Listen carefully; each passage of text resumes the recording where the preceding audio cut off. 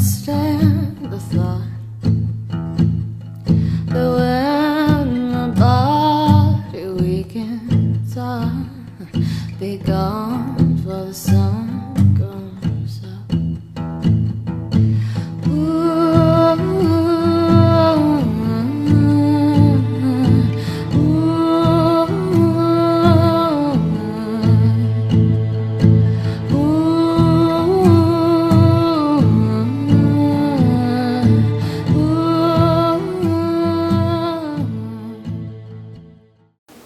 At ease, it's your boy Soul Immortal.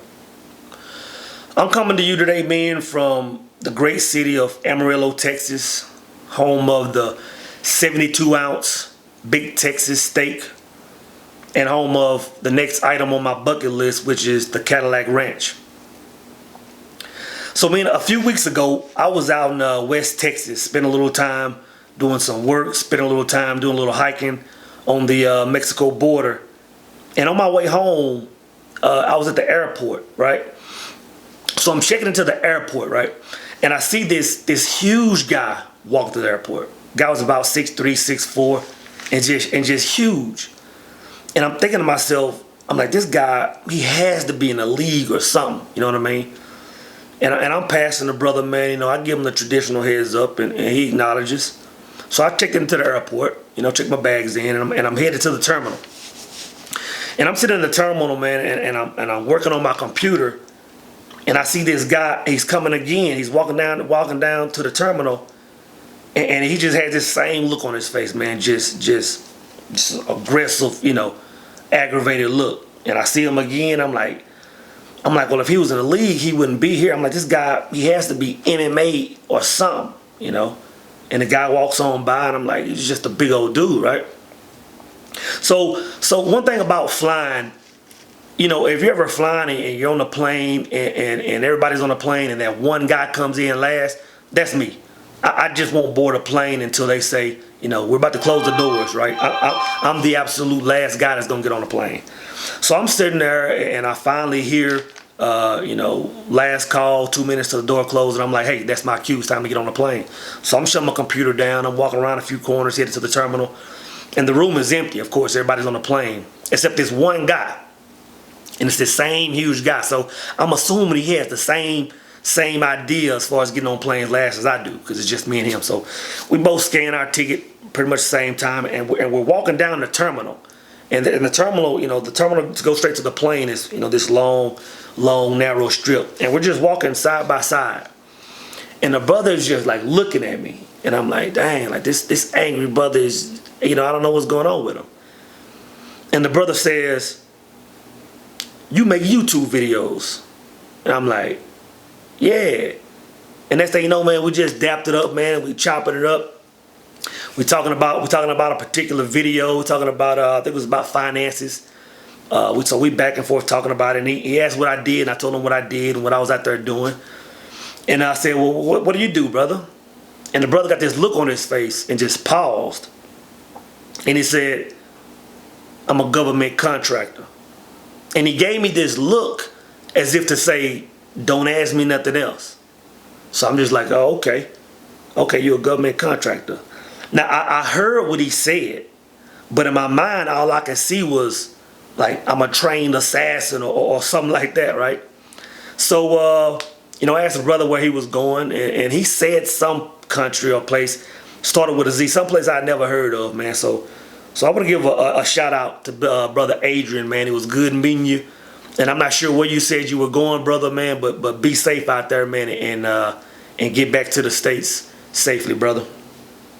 So as I was taking my seat, I was thinking about this brother, and I was like, I don't know if he's over there saving lives, taking lives, or interrogating ISIS. I don't know. But all I was thinking about was that this brother was doing something that was probably impacting several thousands of people in that area that he's in. And then I thought about the conversation that him and I had, and how he said that, you know, that video that I made just sparked a light bulb, man. And then I thought about, you know, the guys that I pass in the Dallas area sometimes, and they say they watch the videos, man, and how they like some things that I say. I thought about some of the comments you guys leave about how a video could have changed your life, or at least made you think about something differently. And guys, I can tell you this: there's no amount of views, there's no amount of likes, there's no amount of YouTube money that can even come close to someone saying that there's something that you did or said that just could have made a small alteration in their life. And my question to you guys today is, what is it that you would do for free? What is it that you're passionate about?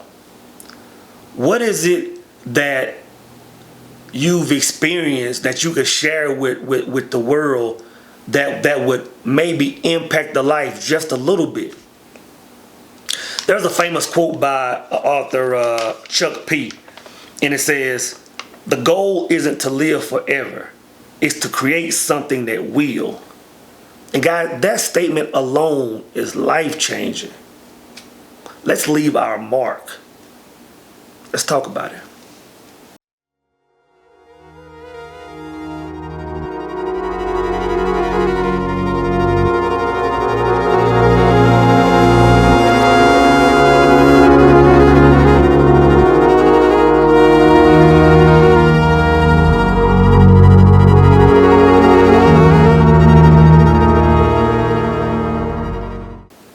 So me and my sister are texting back and forth a few days ago, right? Now, I brought my sister up a time or two in one of my videos. And my sister, she's corporate America 101, She's vice president of her company. She has the big house, the big pool, big Mercedes Benz.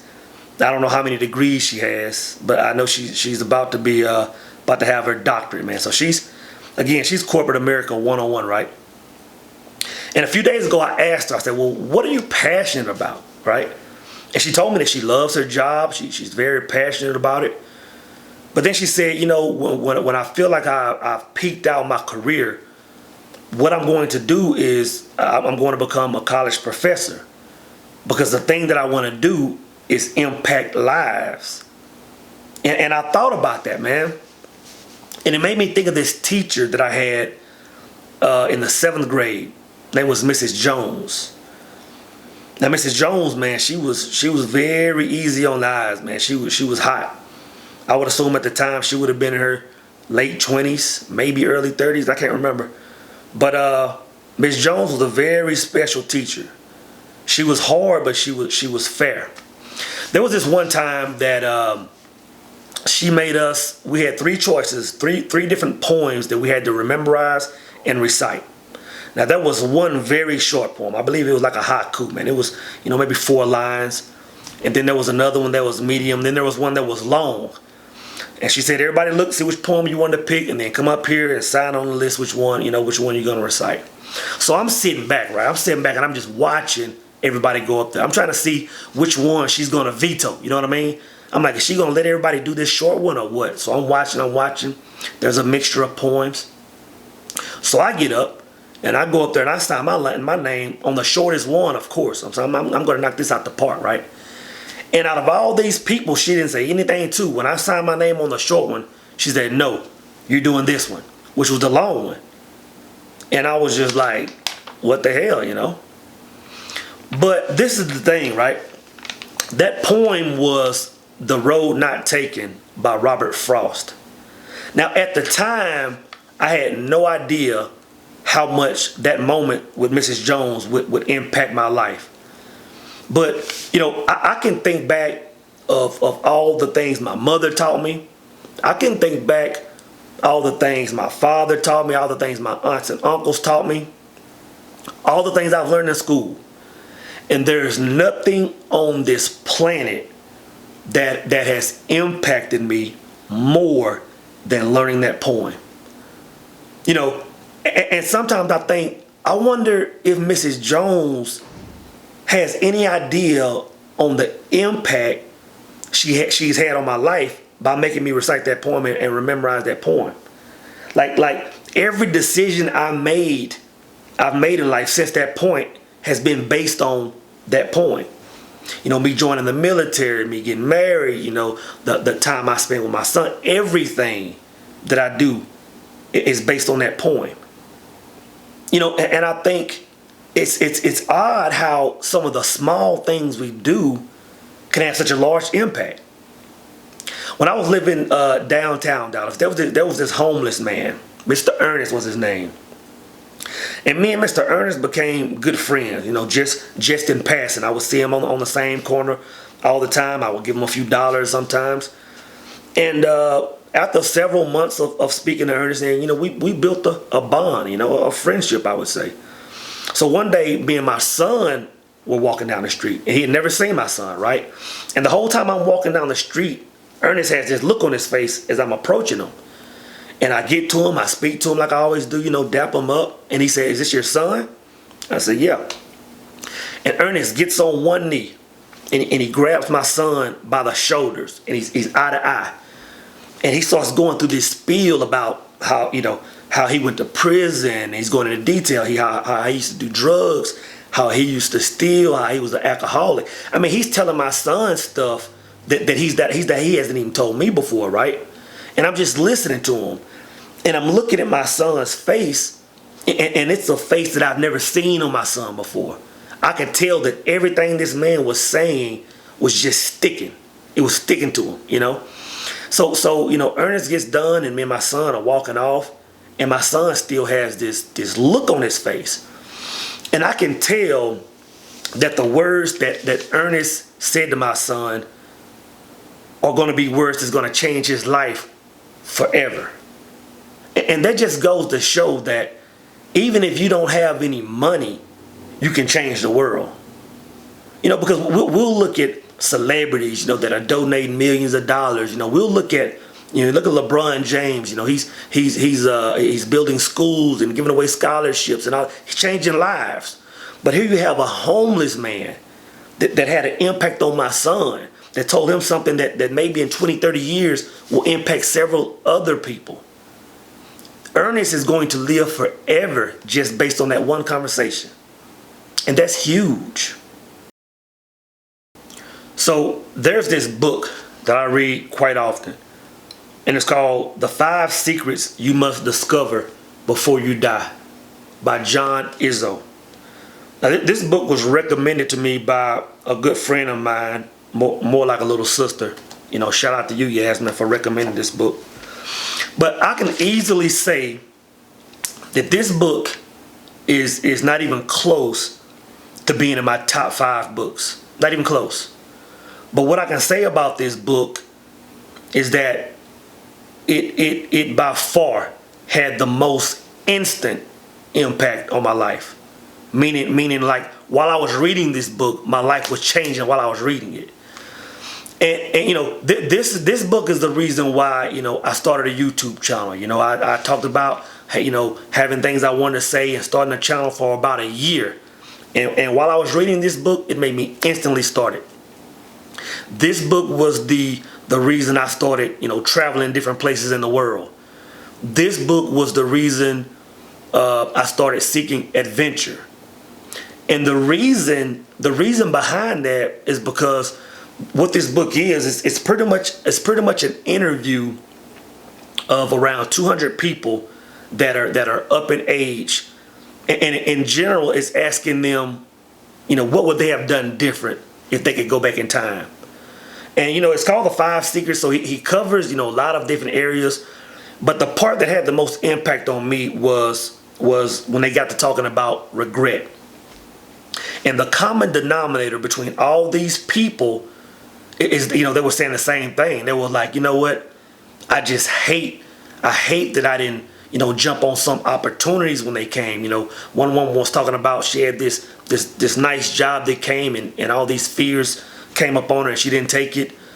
Some people were talking about, women they wish they would have approached that, they could have had in their lives. Taking vacations they wish they would have taken, or just different opportunities. The common denominator, man, with all these people, some were damn near deathbed status, and all they kept saying was regret. Like if I could just go back and just give 100% in life, like I left so much on the table. And that's the part that stuck with me the most. You know, and then I think about it. I said, well, what makes people not move forward, you know, with things they're passionate about? What makes people, you know, scared to travel? What makes people scared to do certain things, you know, approach certain people or whatever? And that thing is fear. The thing is, you know, most people are scared to take an L. You know what I mean? And at some point, you know, a handful of years ago, I learned that you can't grow without taking an L. I remember, man, some years ago, I started a small business, and I pumped thousands into this business, and, you know, rented a building, did some, replaced the lighting, paint, the whole nine, man. And very quickly, man, that business just said, boom, it just tanked. But and I lost thousands of dollars. But I learned a ton from that. First off, I learned that without willing to take that risk, I could never grow. You know, I was thinking about this brother that's on my Patreon channel. You know, as soon as I started channeling, a lot of us started kind of just chopping it up, talking. And the brother was saying, you know, how he was into music, you know, and I was like, well, what are you putting out? And he was like, you know, he's still procrastinating. And in a very short time, I'm talking about within a week or two, this brother not only made some bomb music, you know, he started his YouTube channel. Actually, one of his songs I purchased from him because it was dope, and I used it at the end of one of my videos. And a lot of people were asking, hey, who is this? What song is this? And I was like, hey, this just brother just started making his music. And it's crazy because now this brother is making music. He's gonna make you know several other tracks, man, that's gonna have an impact on people. And it all just came down to him just making a decision, being willing to take a L, if that's what it was, and just leave his mark on this planet, man.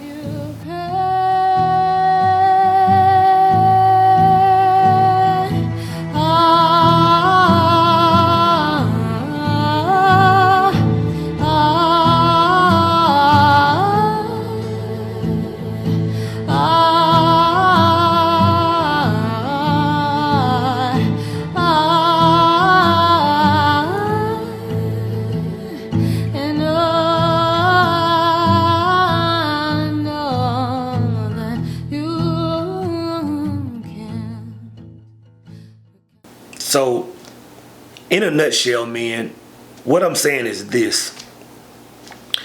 We need to all get out of the daily trance of just living a mundane life, right? We need to all seek to be great. We need to all seek to leave an impact on this planet. We need to all seek to leave a mark. Because the last thing a man wants to do is to live to be 100 years old, man, and find himself on his deathbed, you know, and all he's thinking about is all the things he could have done, you know, the books he could have written, the stories he could have told, the charity, the hands-on he could have done, man.